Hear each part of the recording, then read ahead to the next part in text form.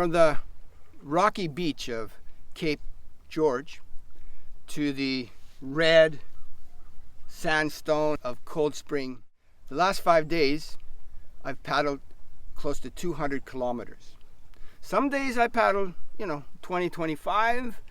Other days I paddle 50, but I'm averaged 200 kilometers in 5 days, which I think is okay for an old guy.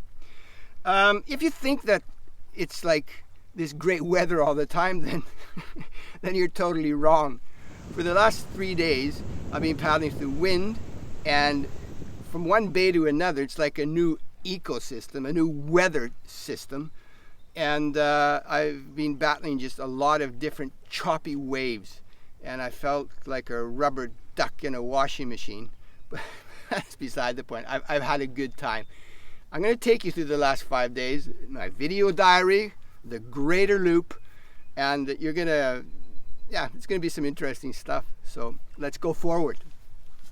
Today is June 20th. I've been paddling for 18 days, and basically it's been 9 days paddling and 9 days off. 3 days off to bad weather, and then I took some time off because I kind of pulled a tendon. But anyways, today I'm leaving Cribbins Beach, Nova Scotia, and I'm heading towards that point out there, which is Cape George. And around that point, then I'm going to be heading towards New Brunswick and paddling underneath Prince Edward Island. So I'm really looking forward to getting out there and doing it.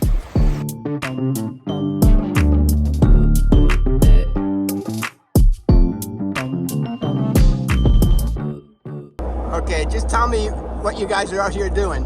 We're out here fishing lobster. Yeah, and you St. George's Bay. Our season is April 30th to July 1st. Okay, so you've got around 2 weeks left. 2 weeks left, yeah. Yeah. Okay, and they were good enough to give me a little something. And now I'm going to take a picture of it. So I just want to thank the friendly Nova Scotian fishermen and one woman. That's diversity. They believe in diversity in Nova Scotia. And one We're lobster. Equal opportunity employers. Equal opportunity employers.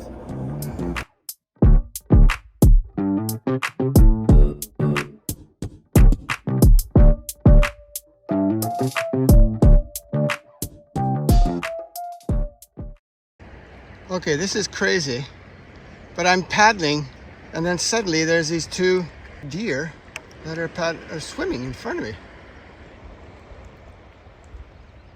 Crazy. There they are. Wow. There they go. Oh, I've never seen anything like it. I don't know where they came from, Cape Breton or what. There they go. Wow. I've never seen anything like that before. Off in the wilderness. After they swam, they're swimming out there. And what were they doing away out there? I have no idea. Crazy.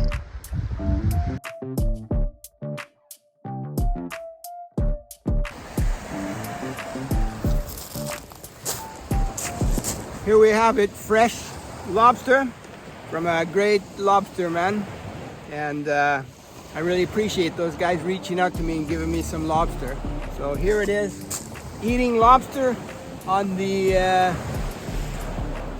Atlantic, still the Atlantic, approaching New Brunswick. Here we go.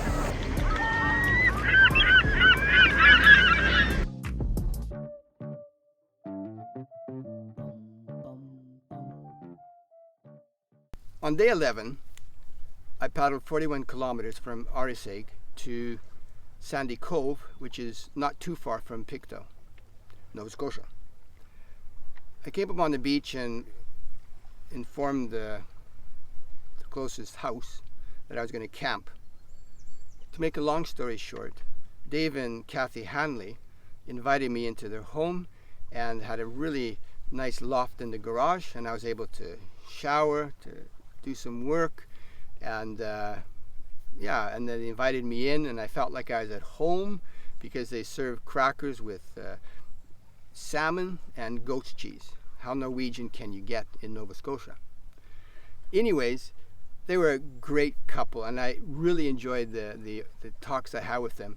They're involved in a small charity called Safe Harbor, assisting people in the local community, those who have less, and also working with the Ukrainian refugees. Good people. It's such a joy to see that people are willing to reverse the bad where they are. It doesn't take a lot of time. It just takes a certain percentage of the time that you have. Sometimes we think it's all about doing the big things, but actually it's the small things that really count.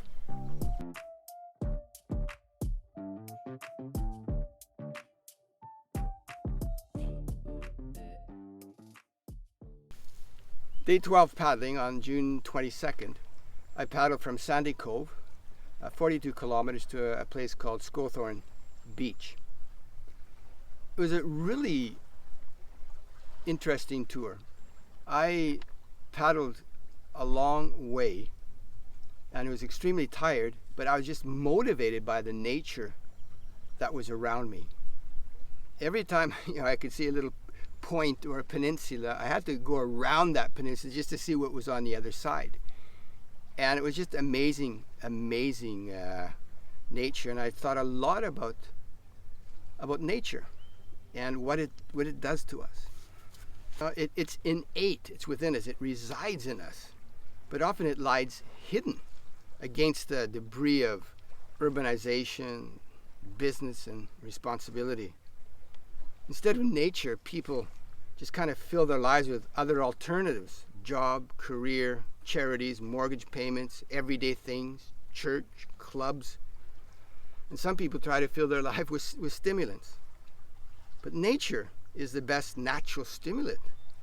It forces us to slow travel, avoid the motorways, and instead follow a dirt road far away from the throttle of humanity. Nature, to me, it's like an antibiotic. It gets into you, and a slow process begins. And I think that process is a process of goodness. Though you might not feel it or understand it, nature has a way of just healing us.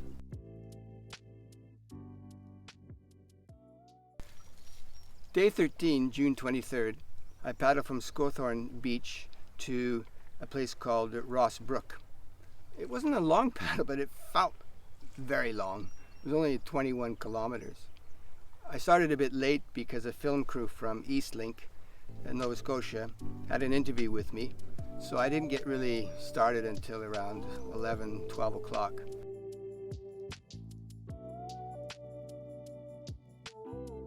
Paddle day number 14 found me making my way from, I can't remember.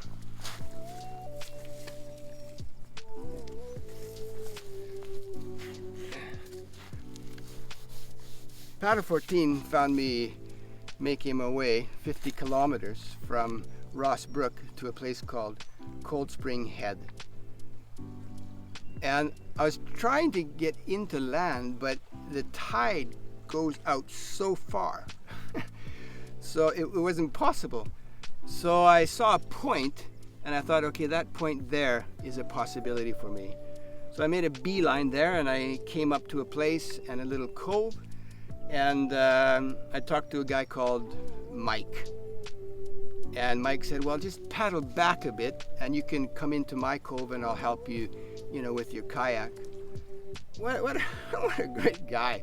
He picked up my really heavy kayak, and we carried it, like 100 meters, and to Safe Harbor. And then I pitched my tent on his lawn, and then we ended up having a steak dinner with mashed potatoes. It was so good after eating freeze-dried dinner. And then we spent the evening, and a couple of his buddies came over, and we watched the finals in the Stanley Cup. This morning, a girl called Angela came over, and she made fresh waffles with blueberries. And again, wow, I'm getting close to Norway. Goat cheese and waffles with blueberries. It doesn't get better than that.